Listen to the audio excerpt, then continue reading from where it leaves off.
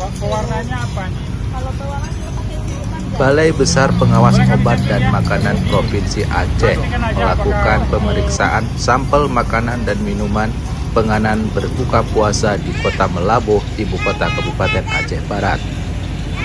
Pemeriksaan tersebut turut dihadiri oleh PJ Bupati Aceh Barat Mahdi Effendi beserta jajaran. Dalam pemeriksaan ini, petugas BB POM turut memeriksa sejumlah sampel makanan dan minuman serta gorengan yang dijual di sepanjang ruas Jalan Gajah Mada Melabuh. Kita berharap hari ini bahan makanan apapun yang ada di Aceh Barat ini yang dikonsumsi masyarakat itu betul-betul bebas bahan berbahaya. Ya, dari bahan yang berbahaya. Karena ini kan ya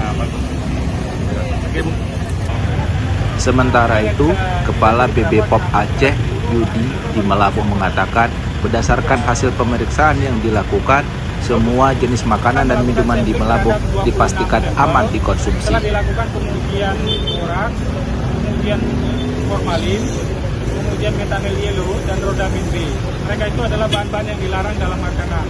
Alhamdulillah berdasarkan hasil pengujian, termasuk buku ini tadi Pak, itu tidak mengandung bahan-bahan yang berbahaya tersebut. Jadi dengan demikian dari hasil sampling kita, semua dinyatakan aman untuk dikonsumsi.